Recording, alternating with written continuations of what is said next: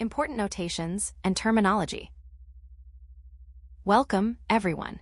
As we begin our study of inverse trigonometric functions, it is important to realize that precision in our notation is absolutely critical. You see, in mathematics, symbols can often be ambiguous. If we do not interpret them correctly within the specific context of the topic, it is very easy to make a fundamental error in our calculations. To prevent these mistakes, this subsection is designed to clarify two of the most common points of confusion that students encounter. First, we will examine the difference between an inverse function and a reciprocal, two concepts that look very similar on paper but have entirely different meanings. Second, we will discuss the definition of a principal value, which is essential for ensuring our functions provide a single, unique output. Let's start by looking at the distinction between inverses and reciprocals. One inverse function versus reciprocal. Now, let's dive into our first point of confusion. One of the most frequent errors students make in trigonometry is confusing the notation used for an inverse function with the notation used for an exponent. To understand why this happens, let's look back at general algebra. In that context, when we see x to the power of -1, it simply denotes the reciprocal, which is written as 1 over x. However, it is crucial to realize that in the context of trigonometric functions, the superscript -1 is used differently. It does not automatically signify a reciprocal here, and as we will explore in the next few slides, distinguishing between these two meanings is vital for your calculations. The inverse function, sin -1x$. Now, let's dive deeper into the first point of confusion we mentioned earlier. When we write sine inverse of x, which is also commonly referred to as arcsine of x, it is absolutely critical to realize that the -1 is not an exponent.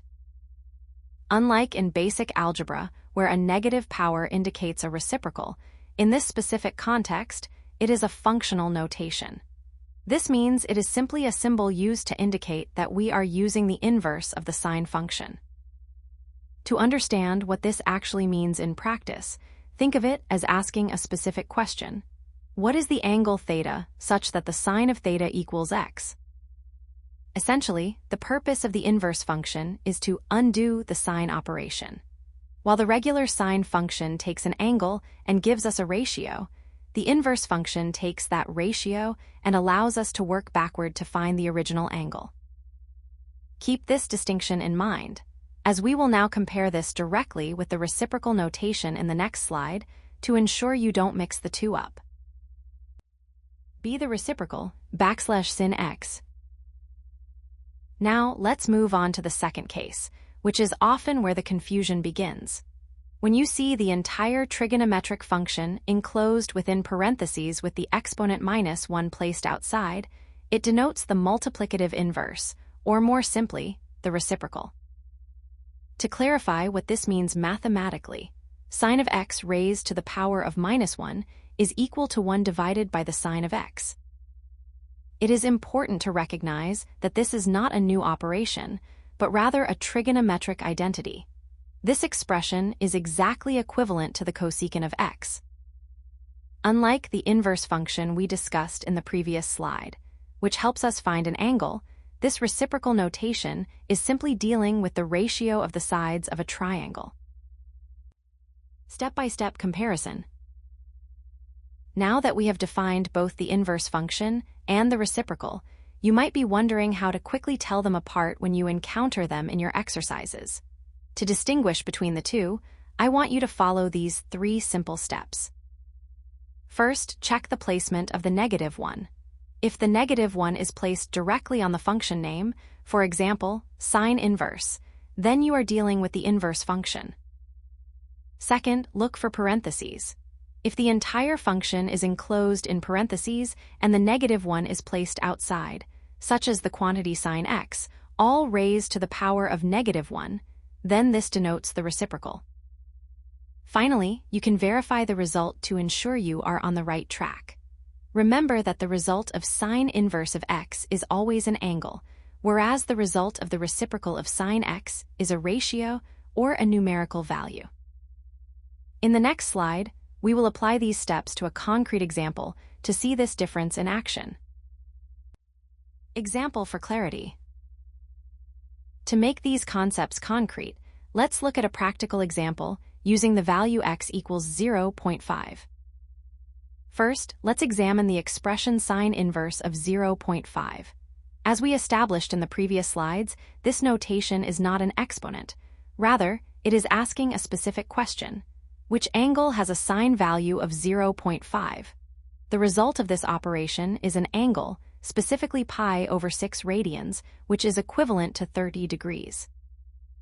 Now contrast this with the second expression, the quantity sine of 0.5, all raised to the power of -1.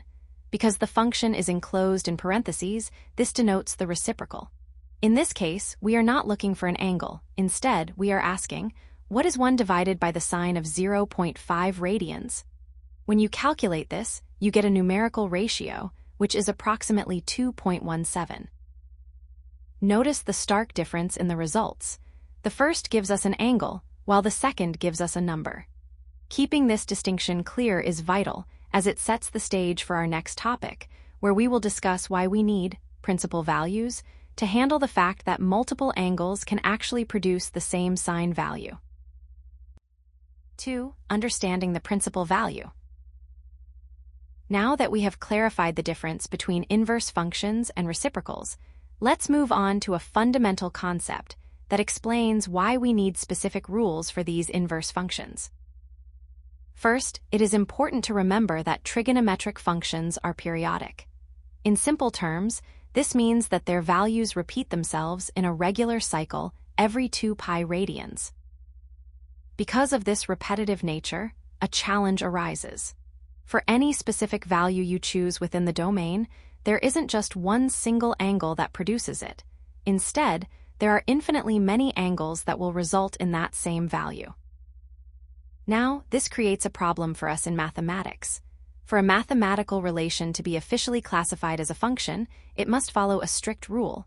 For every single input, there must be only one unique output. If we have an infinite number of possible angles for one input, we no longer have a function. Therefore, to treat the inverse trigonometric relation as a proper function, we must find a way to restrict the output to one unique value. Example of periodicity. Now, let's look at a concrete example to illustrate the concept of periodicity I mentioned in the previous slide. Suppose we have the equation sine theta equals 0.5. You will notice that this statement is true for many different values of theta, such as pi over 6, 5 pi over 6, 13 pi over 6, -7 pi over 6, and so on, continuing infinitely in both directions. Because there are so many possible angles that yield the same result, we cannot simply undo the sine operation without getting confused about which angle is the correct one. To resolve this and ensure that our inverse trigonometric relation behaves as a proper function with a single, unique output, mathematicians have agreed upon a specific, restricted range of values for each function. This leads us to the concept of the principal value branch, which we will define in the next slide. Definition: principal value branch. The principal value branch is essentially a restricted range of the original trigonometric function. By limiting the range to a specific interval, we make the function bijective, which is a mathematical term meaning the function is both one-to-one and onto. In simpler terms, this restriction ensures that every input corresponds to exactly one output and vice versa. This is a critical step because it is only when a function is bijective that a proper inverse function can legally exist. Now that we have established that trigonometric functions are periodic, meaning they repeat their values and provide multiple angles for a single output, we encounter a problem. A true mathematical function cannot have multiple outputs for one input.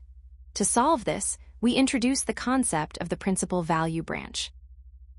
In the next few slides, we will look at how this branch allows us to pinpoint a single, unique principal value. Definition: principal value. Now that we have established the concept of the principal value branch in the previous slide, let us move on to the definition of the principal value itself. The principal value is the one specific output of the inverse trigonometric function that falls strictly within that defined principal value branch. To put this simply, while we know from our discussion on periodicity that there are infinitely many angles that could produce a certain value, the principal value is the unique single angle that we officially recognize as the answer because it lies within the restricted range we just discussed. Step-by-step identification of a principal value.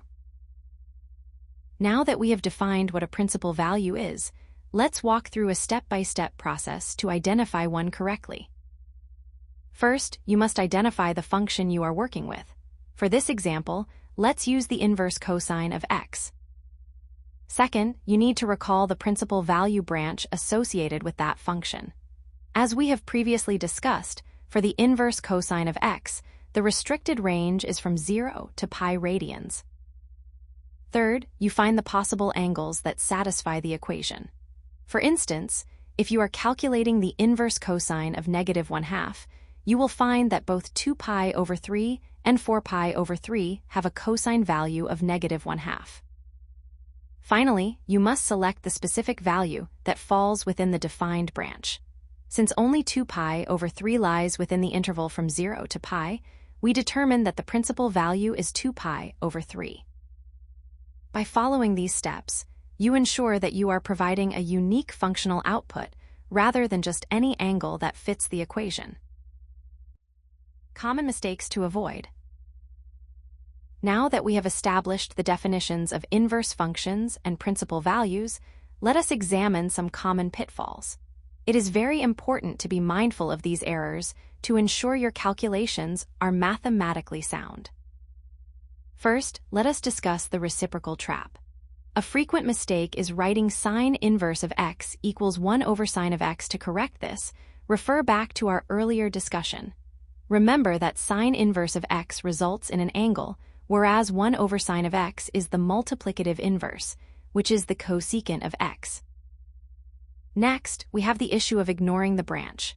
When solving for an inverse function, students often provide any angle that satisfies the equation instead of the specific principal value. To avoid this, always verify that your final answer lies within the defined principal value branch. For example, if you are calculating sine inverse of x, your result must fall strictly between -pi over 2 and pi over 2. Finally, be cautious of notation confusion.